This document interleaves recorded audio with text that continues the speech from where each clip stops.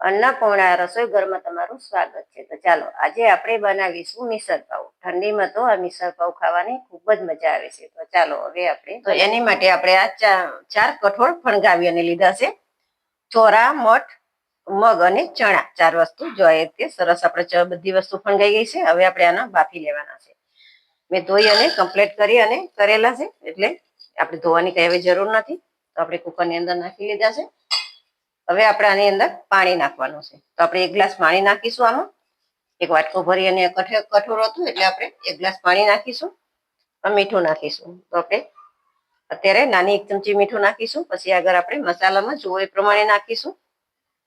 હવે આપણે હળદર નાખવાની છે. તો આપણે 1 ચમચી હળદર નાખીશું અને બધી વસ્તુ સરસ મિક્સ કરી લઈશું અને આના આપણે 1 વિસલ કરી લઈશું. ચલો આપણી 1 વિસલ થાય છે ત્યાં સુધી આપણે મસાલા બધા સાતરી લઈશું. તો એની માટે આપણે આખા ધાણા લીધા છે, 1 ચમચી આપણે વળિયા લીધી છે, મોટી ચમચી આપણે ધાણા લીધા છે, એક આપણે તમાલપત્ર લીધું છે. ચલો આપણે 2 વિસલ થાય છે ત્યાં સુધી આપણે મસાલા સાતરી લઈશું. તો એની માટે આપણે 1 મોટી ચમચી ધાણા લીધા છે સૂકા, 1 નાની ચમચી આપણે વળિયા લીધી છે, 2 થી 3 લવિંગ લીધા છે, 2 થી 3 આપણે મરી દાણા લીધા છે, 2 સૂકા મરચા લીધા છે, એક આપણે તજનો ટુકડો લીધો છે અને આપણે તમાલપત્ર લીધું છે. આ બધી વસ્તુ આપણે પહેલા સાતરી લઈશું. તેલ આપણું ગરમ થઈ ગયું છે. આપણે 2 ચમચી તેલ લીધું છે. હવે આ બધી વસ્તુ સતરાઈ ગઈ. હવે આપણે લીલો લીમડો નાખીશું. આદુ અને લસણ નાખીશું. આપણે આદુ 10 થી 12 કળી લીધી છે અને આપણે લસણ લીધું છે. એટલે લસણ 10 થી 12 કળી લીધી છે. સોરી બોલવામાં ભૂલ થઈ ગઈ. અને એક કટકો આપણે આદુ લીધું છે. હવે આપણે આ ડુંગળી લીધી છે. ડુંગળી નાખીશું. ડુંગળીને સારી એવી આપણે સાતરવા દઈશું. થોડીક આપણે ડુંગળી સતરાઈ ગઈ છે. હવે આપણે ટોપરાનો સીણ નાખીશું. જો તમારા ટોપરો આખી જે લીલો ટોપરો હોય એ હોય તો પણ તમે નાખી શકો છો. સૂકું ટોપરાની કટિંગ કરી એ નાખવું હોય તો પણ નાખી શકો છો. થોડીક વાર આપણે સાતરવા દઈશું, ડુંગળીનો કલર ચેન્જ થાય ત્યાં સુધી. ચલો આ રીતે આપણી ડુંગળી પણ સરસ સતરાઈ ગઈ છે અને ટોપરાનો પણ કલર ચેન્જ થઈ ગયો છે. બંને વસ્તુ સરસ સતરાઈ ગઈ છે. હવે આપણે ટામેટા નાખીશું. ટામેટું આપણે 1 મોટું લીધું હતું અને ડુંગળી આપણે 2 નંગ લીધી હતી મીડિયમ સાઈઝની. હવે આપણે આનું સારું એવું સાતરી લઈશું. થોડુંક આની અંદર મીઠું નાખીશું એટલે ટમેટા ઝડપથી સતરાઈ જાય. 1/2 ચમચી જેટલું આપણે મીઠું નાખ્યું છે. હવે ટમેટા સોફ્ટ થાય ત્યાં સુધી આ રીતે આપણે સાતરીશું. જો આપણા ટમેટામાં સરસ સતરાઈ ગયા છે અને એકદમ સોફ્ટ થઈ ગયા છે. હવે આપણે ગેસ બંધ કરી લઈશું અને આ બધી વસ્તુ બીજા વાસણમાં કાઢી લઈશું એટલે ઝડપથી ઠંડુ થઈ જાય. ઠંડુ થાય પછી આપણે આની ગ્રેવી બનાવવાની છે. જો ગરમા ગરમ હશે તો તમારું ઢાંકણ ઉડી અને બધી ગ્રેવી બહાર આવશે. એટલે ગરમા ગરમ કોઈ દિવસ પીસવું નહીં. તો આને આપણે ઠંડુ થવા દઈશું. ત્યાં સુધી આપણે જે કઠોળ બાફ્યું છે એ જોઈ લઈએ. આપણે કઠોળ પણ જોઈ લઈએ કે બફાઈ ગયું છે કે નહીં. આપણે 1 વિસલ થઈ પછી એની જાતે જ ઠંડુ થવા દીધું હતું કુકર. તો આપણે જોઈ લો, બહુ સરસ આપણું કઠોળ બફાઈ ગયું છે. જો અને બધા દાણા પણ આખા રહ્યા છે. જો હાવ ભાગી પણ નથી ગયા. ચલો આ રીતે આપણે બધી વસ્તુ સરસ ઠંડી થઈ ગઈ છે. હવે આપણે આના મિક્સર જારમાં લઈ અને ગ્રેવી બનાવવાની છે. તો આપણે મિક્સર જારમાં લઈ લઈશું અને જે તમાલપત્રનું પાન મોટું હતું એના પણ મેં કટકા નાના કરી દીધા છે એટલે પીસતી વખતે સરસ પીસાઈ જાય.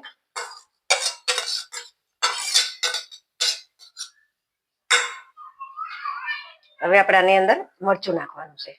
તો આપણે 1 થી 1.5 ચમચી કાશ્મીરી મરચું નાખીશું અને 2 થી 3 ચમચી આપણે આમાં પાણી નાખવાનું છે. 2 થી 3 ચમચી આપણે પાણી નાખીશું. જો જરૂર પડે તો પછી આપણે નાખીશું. અત્યારે આપણે વધારે નથી નાખ્યું. હવે આપણે આના પીસી લઈશું. ચાલો હવે આપણે બધી વસ્તુ સરસ પીસી લીધી છે. હવે આપણે વઘાર કરીશું. ચલો હવે આપણે વઘાર માટે તેલ ગરમ થવા મૂકી દીધું છે. તેલ આપણે નાની 5 ચમચી લીધું છે. હવે આપણે 1/2 ચમચી રાઈ નાખીશું અને 1/2 ચમચી આપણે જીરું નાખીશું. રાઈ જીરું બંને કકડી ગયું છે. હવે આપણે થોડીક હિંગ નાખીશું અને લીમડાના પાન નાખીશું. આપણે 1/2 ચમચી આપણે આમાં હળદર નાખીશું. 1/2 ચમચી આપણે ગરમ મસાલો નાખીશું અને આપણે લાલ મરચું નાખવાનું છે. આપણે કાશ્મીરી લાલ મરચું 1 ચમચી નાખીશું અને આપણે તરત જ આ રીતે મિક્સ કરી અને જે ગ્રેવી બનાવી છે એ નાખવાની છે. જો થોડીક વાર ના કરતા ને તો મરચું બળી અને આપણી ગ્રેવી કાળી થઈ જશે. એટલે આમાં ભૂલ નહીં કરવાની, તરત જ આપણે ગ્રેવી નાખી દેવાની છે અને ગેસ એકદમ ધીમો કરી લેવાનો. હવે આપણે જારમાં થોડું પાણી નાખી અને આની અંદર આપણે પાણી નાખીશું એટલે આપણા મસાલા ડાચી નહીં. હવે આપણે આને થોડીક વાર થવા દઈશું. આપણે હજી થોડું પાણીની જરૂર પડશે તો હજી હું થોડું પાણી નાખીશ, કારણ કે આમાંથી આપણે તરી માટે કાઢી લેવાનું છે. એટલે હવે આપણે આમાં થોડું લાલ મરચું ઉપરથી નાખીશું. આપણે કાશ્મીરી લાલ મરચું લીધું છે અને ગરમ મસાલો ઉપરથી થોડોક નાખીશું. આપણે અડધી ચમચી ગરમ મસાલો અને 1 ચમચી આપણે ઉપરથી લાલ મરચું નાખ્યું છે. હવે આપણે આને સારું એવું ઉકળવા દઈશું. જો આ રીતે આપણે ગ્રેવી પણ સરસ ઉકળી ગઈ છે. જો બધું તેલ ઉપરથી છૂટું પડી ગયું છે. હવે આપણે તરી માટે થોડી ગ્રેવી કાઢી લેવાની છે. તો આપણે આ રીતે વાટકીમાં અડધી વાટકી જેટલી કાઢી લઈશું તરી. હવે આપણે આ બાફી અને જે કઠોળ રાખ્યું હતું એની અંદર નાખી દઈશું. એકદમ લાલકુમ જેવી ગ્રેવીની અંદર આપણે એકદમ ચટાકેદાર મસાલેદાર બનાવવાની છે. જો શરદી કે કંઈક થયું હોય, શરદી તાવની અસર હોય તો પણ મટી જાય એવી સરસ આપણે સ્ટ્રોંગ બનાવી છે એકદમ ગરમ મસાલા સાથે.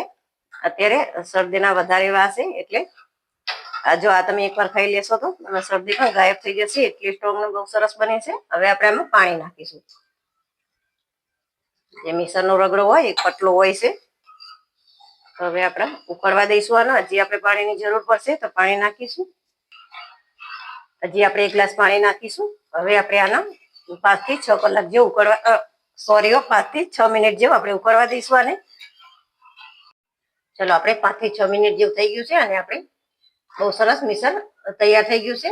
હવે આપણે મેં આમાં થોડુંક ચાખી લીધું હતું. મીઠાની થોડીક જરૂર છે તો હું થોડુંક આમાં મીઠું નાખીશ, કારણ કે આપણે જ્યારે બધા મસાલા સાથે ત્યારે પણ નાખ્યું હતું અને જ્યારે બાફ્યું ત્યારે પણ નાખ્યું હતું. એટલે મેં બીજી વાર નાખ્યું નથી, પણ મેં ચાખી અને જોયું તો મને થોડુંક લાગે છે મીઠું નાખવાની જરૂર. એટલે મેં અત્યારે અડધી ચમચી જેટલું મીઠું નાખ્યું છે.